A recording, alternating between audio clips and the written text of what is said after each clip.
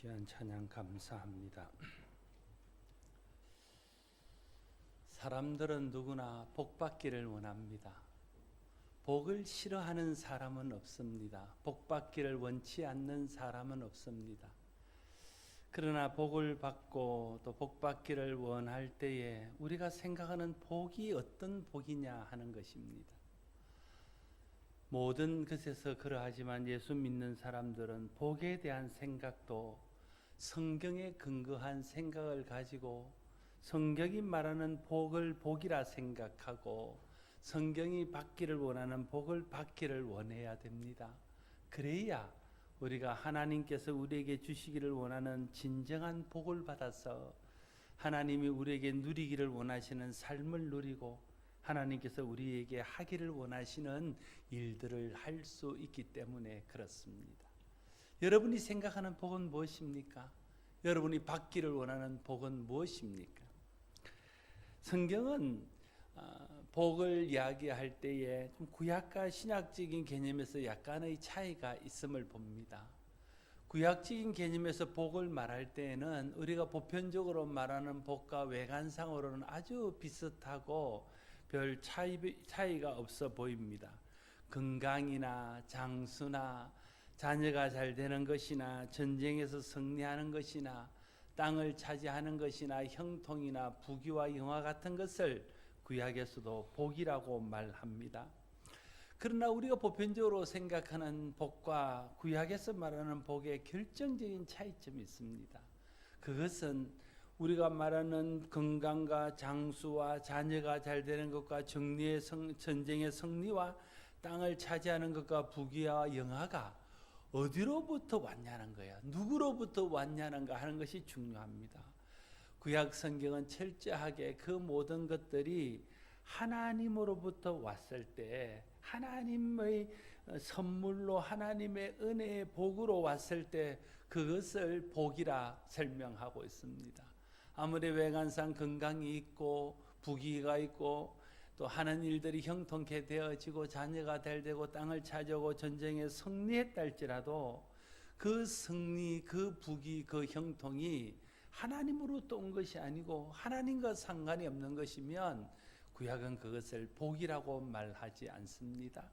하나님 없이 누리는 부귀, 하나님 없이 누리는 형통, 하나님 없이 잘 되어지는 것을 구약 성경은 악인의 형통이라 부르고 있습니다. 그러면서 말씀하시기를 악인의 형통을 부러워하지도 말고 악인의 형통을 쫓아가지 말고 그것 때문에 시기하지 말라 말씀하고 있습니다. 악인의 형통은 복처럼 보이지만 그것은 복이 아니라는 거예요. 하나님 주시는 것만이 진정으로 복임을 말씀하고 있습니다. 그래서 구약적인 개념에서 복이 무엇이냐 이렇게 말하면 그걸 한마디로 정리하면 하나님의 주시는 것이 복이다 이렇게 말할 수 있습니다. 그것이 우리의 눈에 어떻게 보일지라도 하나님이 내게 필요해서 사랑하시는 하나님이 우리를 아시는 하나님이 선하신 하나님이 가장 완전하신 하나님이 우리에게 주실 때에 그것이 하나님이 내게 주시는 복이라는 것이 구약적인 의미의 복의 개념입니다.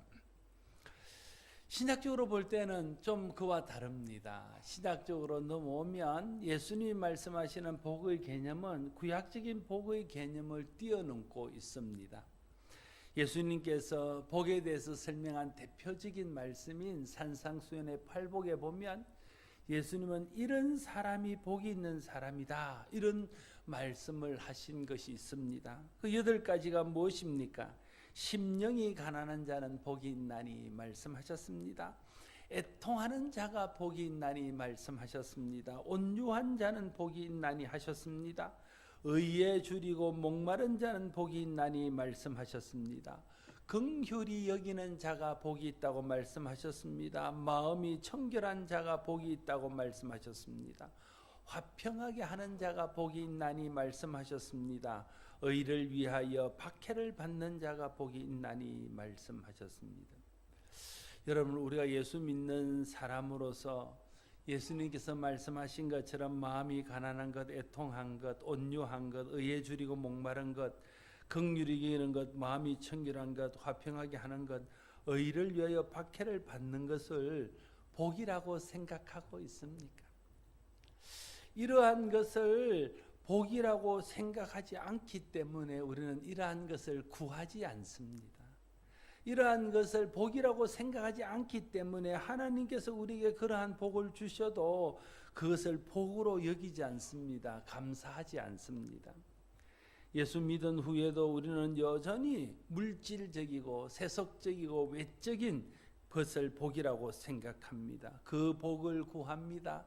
그 복을 받아야 복 받았다고 생각합니다. 감사합니다. 이를 보면 기본적으로 예수님이 말씀하시는 복에 대한 생각과 우리가 가지고 있는 복에 대한 생각이 너무 차이가 난다는 것을 알 수 있습니다. 우리는 물질적이고 세속적이고 외적인 것을 복이라고 생각하지만 예수님은 영적이고 내적인 것을 복이라고 말씀하십니다. 그래서 우리는 예수님이 주시기 원하는 복에 관심이 없습니다. 예수님이 생각하는 것과 다른 복을 구합니다. 예수님이 복이라고 주시는 것을 우리는 복으로 여기지 않습니다. 우리에게 정말 필요한 복을 주셔도 복을 받았다는 생각을 하지 못합니다. 예수님께서 우리에게 주시기를 원하는 참된 복을 주셔도 그것에서 감사하지 못합니다. 그것이 문제입니다. 그러니까 내가 예수님이 내게 복을 주셔도 예수님과 생각이 달라서 내가 복을 받았다는 생각이 없으니까 늘 뭔가 허전하고 늘 뭔가 부족하다는 생각을 합니다. 왜 하나님은 내게 복을 주시지 않을까? 마음속에 서운함과 아쉬움이 늘 떠나지 않고 자리 잡고 있습니다. 그래서 삶에서 감사가 사라지게 되어집니다. 사도 바울은 오늘 본문에서 이렇게 고백합니다. 3절 말씀에 찬송하리로다. 하나님 곧 우리 주 예수 그리스도의 아버지께서 그리스도 안에서 하나님에 속한 모든 신령한 복을 우리에게 주시되 이렇게 말하고 있습니다. 바울은 하나님께서 자신에게 주신 복으로 인하여 찬송하고 있습니다. 바울을 찬송하게 만들었던 복은 무슨 복입니까? 바울은 이렇게 말합니다. 하나님 아버지께서 주신 그리스도 안에서 하늘에 속한 모든 신령한 복, 이렇게 설명하고 있습니다. 첫 번째 바울이 받았다고 찬송하는 복은 그리스도 안에서 받는 복입니다. 세상이 주는 복이 아니라 세속적인 복이 아니라 그리스도 안에서 받는 복을 받았을 때 그는 복 받았다, 그렇게 생각하고 있습니다. 다르게 말하면 그리스도 예수 때문에 받은 복입니다. 하나님께서 그리스도 예수를 통해서 우리에게 주신 복입니다. 예수 믿고 받은 복입니다. 그 복을 바울은 하늘에 속한 신령한 복이라 말하고 자신은 그 복 때문에 하나님을 찬양하고 있는 것입니다. 바울이 그리스도를 믿어 받은 하늘에 속한 신령한 복은 무엇입니까? 바울이 말하는 복은 기본적으로 예수님과 같은 생각 속에 있다는 것을 알 수 있습니다. 예수님이 말하는 것처럼 바울도 그 복을 세속적이고 눈에 보이는 복으로 말하지 않고 보이지 않지만 우리 마음속에 있고 보이지 않지만 영적이고 영구한 그런 복을 바울은 복이라고 말하고 있습니다. 바울이 그리스도를 믿음으로 하늘에 속한 신령한 복을 받았다면 오늘 우리도 예수를 믿으면 바울이 받은 것과 똑같은 하늘에 속한 신령한 복을 받게 됩니다. 왜냐하면 복음에는 차별이 없기 때문에 그렇습니다. 바울이든 우리든 누구든지 그리스도를 믿을 때 하나님께서 주시는 하늘에 속한 신령한 복을 받을 수 있습니다. 그러면 바울이 자신이 받았다고 말하며 찬양하는 하늘에 속한 신령한 복은 구체적으로 어떤 복입니까? 바울이 그리스도 안에서 받은 하늘에 속한 신령한 복의 내용이 4절과 5절에 기록되고 있습니다. 여러분 4절과 5절을 같이 한번 읽겠습니다. 4절 5절을 읽습니다. 곧 창세전에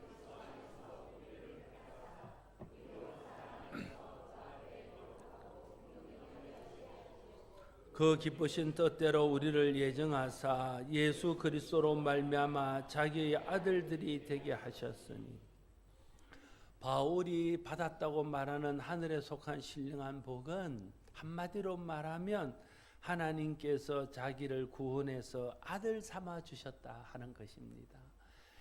죄의 종으로 살던 자신을, 육에 매여 살던 자신을, 죄 때문에 영원한 멸망받을 수밖에 없는 자신을 율법에 매여서 율법의 요구를 이루기 위해서 죽을 고생을 하다가 결국은 율법의 요구를 이루지 못해서 형벌받은 자신을 하나님께서 예수 그리스도 안에서 선택하시고 예정하셔서 하나님 때 부르시고 예수 그리스도로 말미암아 죄 사함 받고 구원받아서 하나님의 자녀가 되게 해주신 것, 이것이 바울이 자기가 받았다고 고백하며 하나님 앞에 찬송하는 하늘에 속한 신령한 복의 내용입니다.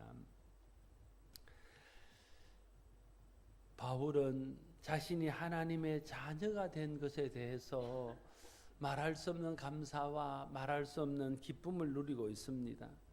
그래서 그는 옥중에 갇혀 있으면서도 하나님 앞에 찬송하고 있는 것이 있죠. 오늘 우리가 읽었던 본문 에베소서는 옥중서신입니다. 옥중서신이란 옥에서, 감옥에서 쓴 편지라는 뜻입니다.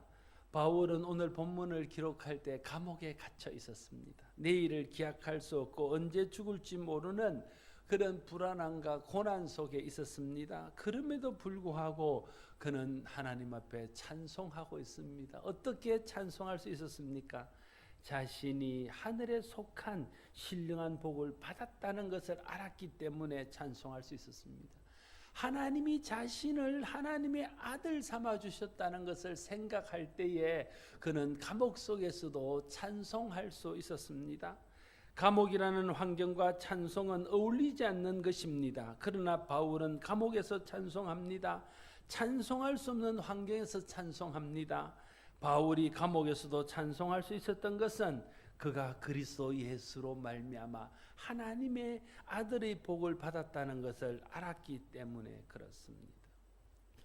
여러분, 하나님의 아들이 되는 복은요, 우리가 생각하는 것과 너무나 이 차이가 있습니다. 우리는 그저 하나님의 아들이 되었다 그러면 단순히 죽어서 천국 가지 뭐 이 정도 생각하고 내가 예수 믿는 사람으로 하나님을 아버지라 부르지 이 정도 생각하지만, 바울이 느꼈던 하나님을 아버지로, 하나님이 자기를 자녀로 삼아줬다는 것에 대한 감격은 지금 우리가 느끼는 것과는 너무나 다른, 너무나 큰 것이었습니다. 왜냐하면 바울은 평생을 율법에 갇혀서 정말 율법의 의를 이루어서 하나님을 기쁘시게 하고자 하는 그런 소원으로 살았던 사람입니다.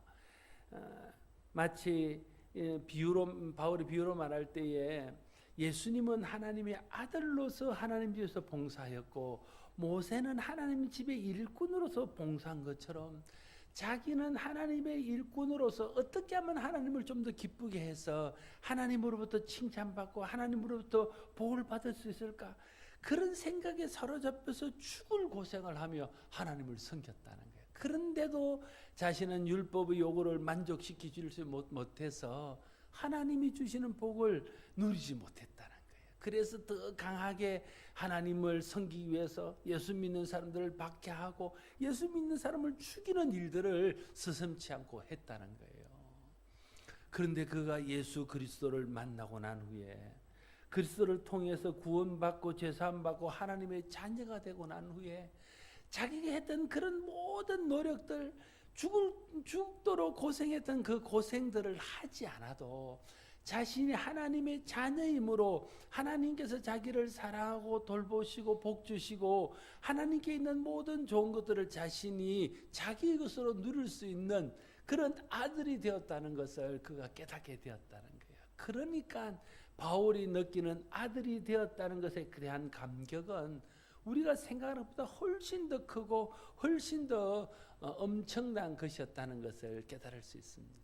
그래서 바울은 자다가 깨어나도 내가 어쩌다가 하나님의 아들이 되었을까? 하나님이 나를 아들 삼아 주신 것에 대한 감격이 날로 날로 새로워서 그는 감옥에 있으면서도 찬송하고 어떤 환경 가운데 있을지라도 그는 하나님의 은혜를 찬송할 수 있었습니다.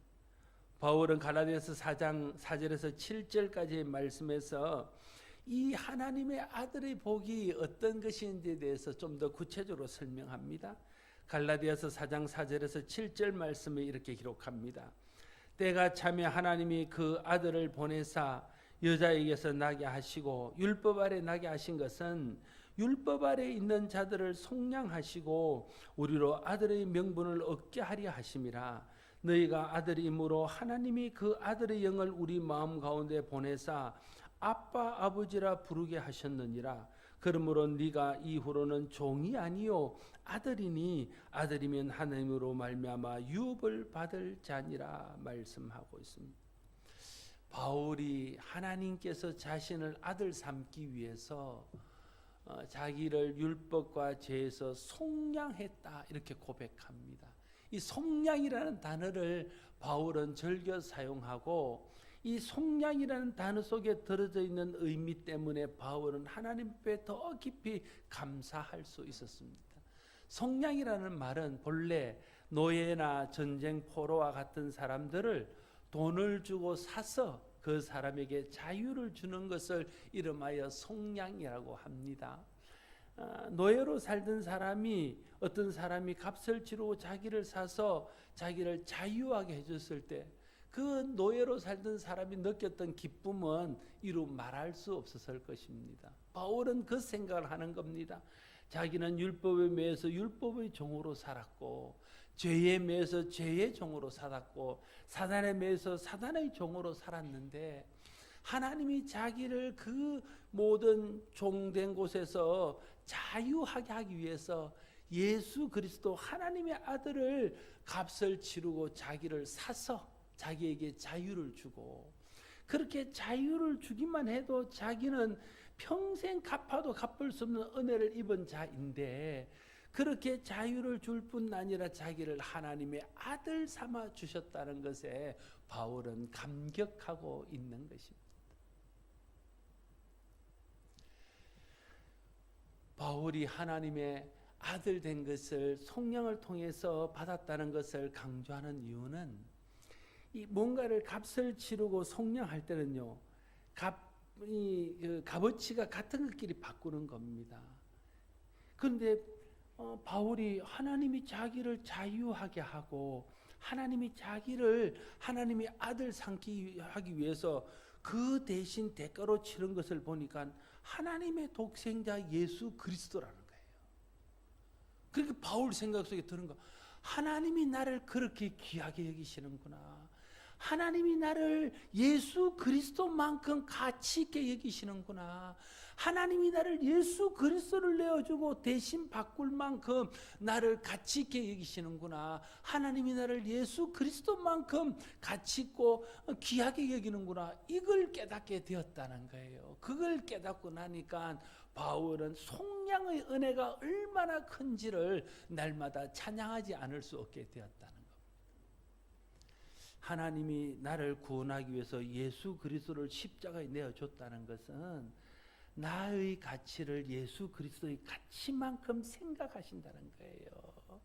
하나님이 우리 한 사람 한 사람을 예수 그리스도를 생각하는 것만큼 우리를 생각하신다는 거예요. 우리의 가치를 그렇게 생각한다는 거예요. 그래서 예수님을 하나님의 아들이라 부르는 것처럼 우리를 하나님의 아들이라고 불러주시는 것입니다. 그 가치가 같다는 거예요. 그러니 바울이 생각할 때 자신이 하나님의 아들과 같은 위치에 올려주신 그 하나님의 사랑, 그 하나님의 은혜, 그 하나님의 놀라우신 은총을 찬양하지 않을 수가 없었다는 거예요. 감사하지 않을 수가 없었다는 것입니다. 바울은 하나님께서 자신을 그리스도 안에서 아들 삼아 주심으로 신분이 이제는 종에서 아들이 되었다는 것을 그는 알았습니다.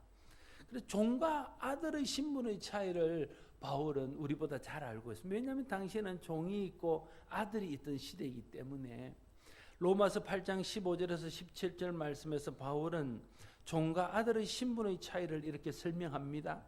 너희는 다시 무수하는 종의 영을 받지 아니하고 양자의 영을 받았으므로 우리가 아빠 아버지라 부르짖느니라.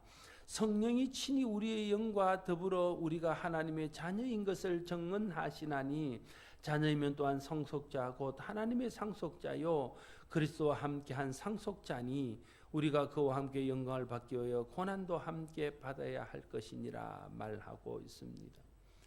종과 아들의 결정적인 차이는 아들에게는 상속권이 있고 종에게는 상속권이 없다 하는 것입니다. 하나님의 아들은 하나님의 나라를 기업으로 받을 수 있다 하는 것입니다. 여러분, 우리가 자녀들이 다 대어받고 또 우리에게 지금 자녀들이 있습니다. 자녀들은요, 자기 아무런 공로도 없이, 자기 아무런 의도 없이, 자기 아무런 노력도 없이 아버지의 것을, 어머니의 것을 마치 자기의 것처럼 마음껏 누립니다. 그렇지 않습니까? 집에 들어올 때 들어도 되는지 허락을 묻지 않습니다. 그런 아들은 없습니다. 비밀번호를 자기가 다 알아서 누르고 들어옵니다. 키를 자기도 하나 가지고 있어서 언제든지 열고 들어옵니다. 아버지 허락을 구하지 않습니다. 집에 들어오면 냉장고에 있는 맛있는 것들을 어머니의 허락 없이 마음껏 꺼내 먹습니다. 꺼내 먹다가 자기가 원하는 것이 없으면 어머니에게 화도 내기도 합니다. 그러면 어머니는 쩔쩔매며 다시 냉장고 안에 그것을 채워놓기도 합니다. 시도 때도 없이 자다가 깼다가 어머니에게 뭔가를 아버지에게 뭔가를 요구하면 어머니 아버지는 귀찮고 싫지만 어쩔 수 없이 또 다 들어주고 또 들어주지 않으면 어떤 해를 당할까 두려워서 벌벌 떨기도 합니다. 그게 자녀입니다. 그렇게 평생 자기의 공로, 자기의 자기 노력, 자기의 것 없이 아버지의 것을 자기 것처럼 마음껏 누리고 살고 단 자녀가 태어나면 그 태어난 자녀는 태어날 때부터 부모가 사랑하고 보살피고 돌보고 책임지고 사랑하고 그를 위해서 모든 것을 희생하면서 끝까지 양육해 주잖아요. 그렇게 부모의 사랑과 양육과 보살핌 속에서 평생을 살다가 부모님이 돌아가시면 당연한 듯이 부모님의 모든 것을 자기 것이라고 서스럼없이 말하면서 가져갑니다. 그것에 대해서 누군가 조금이라도 말하면 그것은 용서하지 않고 싸웁니다. 왜냐하면 당연히 그것은 자기 몫이라고 생각하기 때문에 그렇습니다. 그것이 자녀입니다. 그것이 상속자입니다. 그것이 종과 다른 자녀라는 거예요. 바울이 하나님이 자기를 자녀 삼아 주셨을 때 하나님의 상속자가 되었다는 것을 알았습니다. 하나님의 상속자로서 이 세상 사는 동안 하나님의 보살핌, 하나님의 사랑, 하나님의 도우심, 하나님의 은혜, 하나님의 은총을 입고 살다가 하나님의 것을 자기 것처럼 누리며 살다가 이 세상 떠난 후에는 하나님의 나라를 유업으로 받고 하나님의 나라를 기업으로 받아서 그것을 또 내 것으로 누리며 살 수 있게 됐다는 것을 알게 되었다는 거예요. 그래서 바울은 그 하나님의 은혜를 알고 난 후에 하나님을 향하여 아빠 아버지라 하느니라 말하고 있습니다. 여러분, 아빠 아버지는요, 우리가 생각하는 아빠 아버지입니다. 아주 친근할 때 부를 수 있는 이름이에요. 우리 연배쯤 되면요, 아버지를 아빠라 불러본 사람은 없습니다. 그때 당시만 해도 아버지는 아버지지 아빠는 못 됐어요. 엄마는 엄마입니다. 그러나 아버지는 아빠는 아니었어요. 무섭고 그냥 뭔가 거리감이 있고 뭔가 체면을 우리가 뭔가 예의를 차려야 될 그런 아버지였습니다. 그러나 요즘은요, 대부분의 아버지들이 딸들 바보가 되고 아들들 바보가 되어서 아들들이 딸들이 원하는 모든 것을 해줍니다. 그럴 때 아들과 딸들이 그 아버지를 부를 때 아빠라고 부르는 아빠. 아빠로 부르는 것과 아버지라 부르는 것은 의미상 굉장한 차이가 있습니다. 여러분, 우리가 친구의 아버지를 부를 때 그냥 우리 아버님 이렇게 부르기도 합니다. 그러나 친구의 아버지를 아빠라 부르는 사람은 아무도 없습니다. 친구의 아버지를 아빠라 부르면 그건 약간 이상한 사람입니다. 아빠라고 부를 수 있는 것은 그 아버지와 긴밀한 관계 속에서 그 아버지와 긴밀한 교제를 나누는 아주 친밀한 자녀만이 부를 수 있는 거라는 거예요. 근데 바울은 예수 그리스도를 통해서 죄 사함 받고 구속받고 속량 받은 후에 하나님의 자녀가 되어서 하나님 앞에 나갔을 때 하나님이 그를 받아주시고 그 기도를 들어주시고 그를 친근히 하시고 그의 모든 것들을 이루어 주시는 것을 보면서 너무 가까이에서 자기를 도우시는 아빠 아버지를 경험했다는 거예요. 그러니까 바울은 이 내가 하나님을 아빠 아버지라 부르는 자녀가 되었다는 것에 대해서 감격하고 찬송하고 있는 것입니다.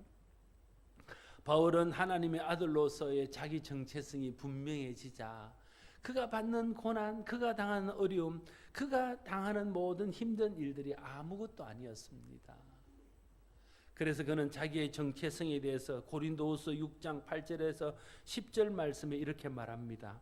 영광과 욕됨으로 그리했으며 악한 이름과 아름다운 이름으로 그리하였느니라. 우리는 속이는 자 같으나 참되고 무명한 자 같으나 유명한 자요 죽는 자 같으나 보라 우리가 살아있고 징계를 받는 자 같으나 죽임을 당하지 아니하고 근심하는 자 같으나 항상 기뻐하고 가난한 자 같으나 많은 사람을 부유하게 하고 아무것도 없는 자 같으나 모든 것을 가진 자로다. 이 같으나 하는 것은 눈에 보이는 현실이었습니다. 사실 바울의 현실을 보면 아무것도 없는 자 같았고 가난한 자 같았고 무명한 자 같았고 사람들에게 고난을 당하는 자처럼 보였습니다. 그 눈에 보이는 것이었습니다. 그러나 바울이 하나님 아들로서 마음속에 누리는 것은 그와는 정반대의 것을 누렸다는 거예요.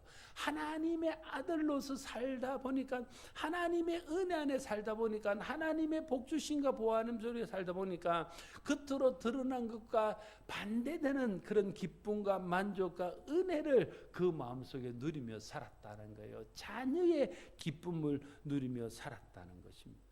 자녀의 기쁨은 종은 모릅니다. 자녀만이 아는 것이죠.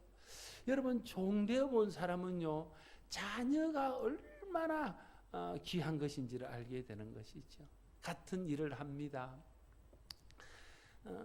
자녀는 자기 것을 앞으로 다 받을 것이기 때문에 하는 거예요.